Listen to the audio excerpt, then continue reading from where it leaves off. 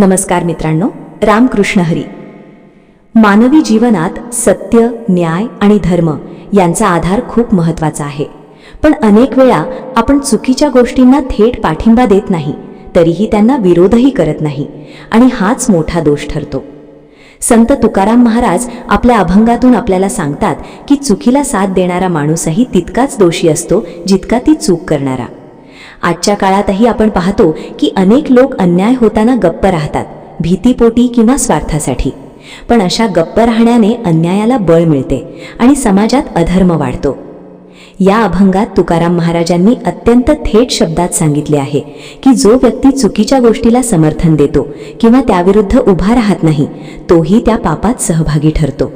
त्यामुळे आपण फक्त स्वतः चांगले वागणे पुरेसे नाही, तर समाजात जे चुकीचे चालले आहे त्याविरुद्ध आवाज उठवणे देखील तितकेच आवश्यक आहे. अभंग 271. याचा कोणी करी पक्ष, तोही त्याशी समतुल्य. फुकासाठी पावे दुःखाचा विभाग, पूर्वजांसी लाग निरय दंडी. ऐके राजा न करी दंड, जरी या लंड दुष्टासी. तुका म्हणे त्याचे अन्न, मद्यपाना समान. ओळ 1. याचा कोणी करी पक्ष, तोही त्याशी समतुल्य.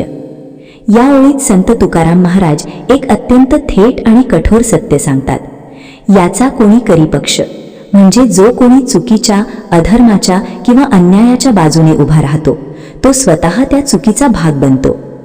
तोही त्याशी समतुल्य म्हणजेच तो त्या चुकीचे काम करणाऱ्या व्यक्ती इतकाच दोषी ठरतो. आपल्या आयुष्यात अनेक वेळा आपण पाहतो की काही लोक उघडपणे चुकीचे वर्तन करतात. फसवणूक, अन्याय, खोटेपणा, स्वार्थीपणा. पण त्याहूनही गंभीर गोष्ट म्हणजे काही लोक या चुकीच्या गोष्टींना समर्थन देतात, त्यांना प्रोत्साहन देतात किंवा किमान त्याविरुद्ध आवाज उठवत नाहीत. संत सांगतात की हे गप्प राहणे किंवा समर्थन देणे हेही तितकेच पाप आहे. उदाहरणार्थ, एखाद्या ठिकाणी अन्याय होत असेल आणि आपण ते पाहूनही काहीच बोलत नाही, तर आपण अप्रत्यक्षपणे त्या अन्यायाला बळ देत आहोत. समाजात जेव्हा चुकीच्या गोष्टींना विरोध केला जात नाही, तेव्हा त्या गोष्टी वाढत जातात. त्यामुळे चुकीला साथ देणारा आणि चुकी करणारा दोघेही एकाच पातळीवर येतात. ही ओळ आपल्याला एक नैतिक जबाबदारीची जाणीव करून देते. आपण फक्त स्वतः चांगले राहणे पुरेसे नाही, तर इतरांच्या चुकीला विरोध करणेही आवश्यक आहे. कारण जर आपण शांत राहिलो तर आपण त्या चुकीचे सहभागी ठरतो. आजच्या काळातही हे अत्यंत लागू पडते. भ्रष्टाचार, अन्याय, फसवणूक या गोष्टी फक्त करणाऱ्यांमुळेच नाही, तर त्यांना समर्थन देणाऱ्यांमुळेही वाढतात. म्हणूनच तुकाराम महाराज आपल्याला जाग करतात, चुकीला कधीही साथ देऊ नका. ही ओळ आपल्याला धैर्य, प्रामाणिकपणा आणि सत्यासाठी उभा राहण्याची प्रेरणा देते. योग्य गोष्टीसाठी उभं राहणं कधी कधी कठीण असतं, पण तेच खरं धर्म आहे. ओळ देवपद.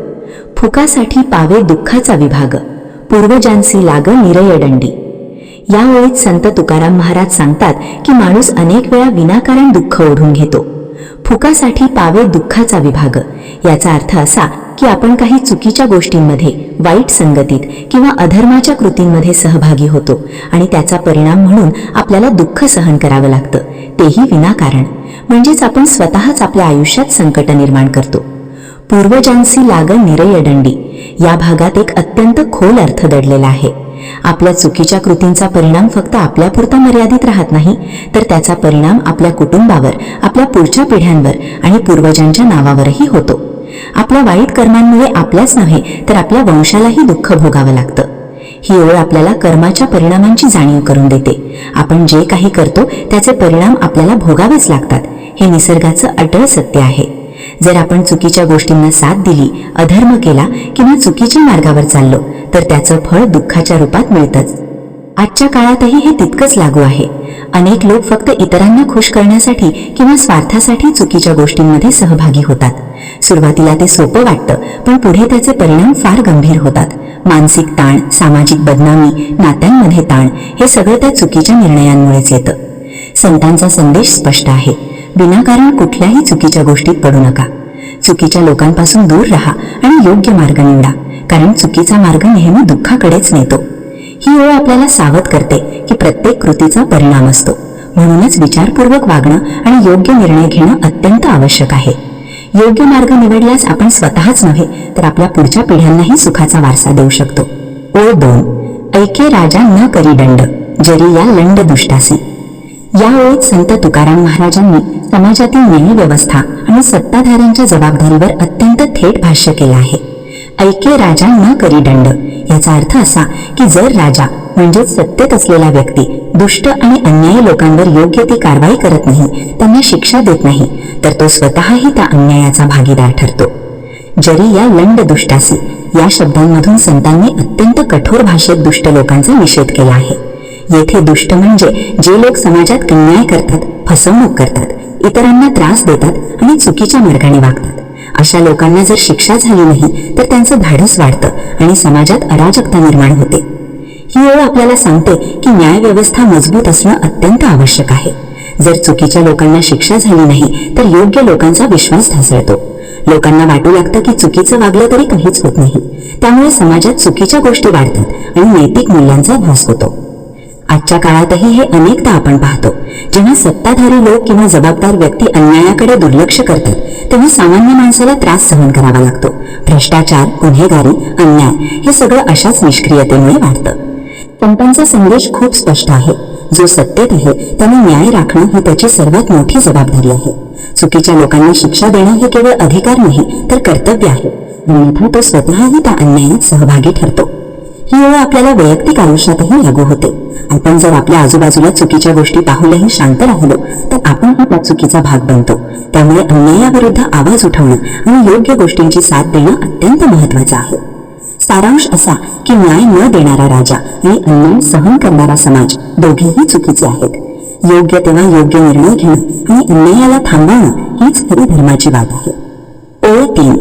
तुका म्हणे त्याचे अन्न मद्यपान समान. या ओळीत संत तुकाराम महाराज अत्यंत प्रभावी आणि थेट उदाहरण देऊन सांगतात की दुष्ट आणि अन्यायी व्यक्तींच्या सहवासात राहणं किंवा त्यांच्याकडून काही स्वीकारणं हे किती घातक असतं. त्याचे अन्न म्हणजे अशा वाईट, पापी किंवा अन्यायी व्यक्तींकडून मिळालेलं अन्न किंवा लोभ. महाराज म्हणतात की असं अन्न खाणं म्हणजे मद्यपान समान, म्हणजेच दारू पिण्यासारखंच पाप आहे. येथे मद्यपान हे फक्त दारू पिण्याचं प्रतीक नाही, तर ते अधर्म, चुकीचा मार्ग आणि नैतिकतेचा ऱ्हास याचं प्रतीक आहे. जसं मद्यपान माणसाचं विवेक हरवून टाकतं, त्याला चुकीच्या मार्गावर नेतं, तसं दुष्ट लोकांच्या सहवासात राहणं किंवा त्यांच्याकडून लाभ घेणं हेही आपल्या विचारांनी आणि आचरणाला दूषित करतं. संत तुकाराम महाराज यामधून एक महत्वाचा संदेश देतात. आपण फक्त आपल्या कृतींनीच नव्हे तर आपल्या संगतीनेही ओळखले जातो. जर आपण चुकीच्या लोकांशी संबंध ठेवले, त्यांच्या मदतीवर अवलंबून राहिलो किंवा त्यांच्या कृतींना अप्रत्यक्षपणे समर्थन दिलं तर आपणही त्या पापात सहभागी होतो. आजच्या काळात हे अधिक लागू होतं. अनेकदा लोक चुकीच्या मार्गाने पैसा कमावतात आणि मग त्या पैशातून इतरांना मदत करतात किंवा समाजात चांगले नाव कमावतात. पण संत सांगतात की अशा लोकांकडून मिळालेलं काहीही स्वीकारणे योग्य नाही, कारण त्यामागे अन्याय आणि पाप दडलेलं असतं. ही ओळ आपल्याला सजग राहण्याची शिकवण देते. आपल्याला कोणाची संगत ठेवायची, कोणाकडून मदत घ्यायची आणि कोणत्या गोष्टी स्वीकारायच्या यावर आपण नैतिकतेचा विचार केला पाहिजे. शेवटी संतांचा संदेश अगदी स्पष्ट आहे. वाईट मार्गाने मिळालेलं काहीही चांगलं नसतं. जसं मद्यपान शरीर आणि मन दोन्हीला हानी पोहोचवतं, तसं दुष्टांच्या सहवासातून मिळालेलं अन्न किंवा लाभ आपल्या जीवनाला कलुषित करतं. म्हणूनच नेहमी सत्य, प्रामाणिकपणा आणि चांगल्या संगतीची निवड करणं हाच खरा धर्म आहे. या अभंगातून संत तुकाराम महाराज आपल्याला अत्यंत महत्वाची जीवन शिक्षा देतात की वाईट माणसांच्या सहवासापासून आणि त्यांच्या लाभांपासून दूर राहणं खूप गरजेचं आहे.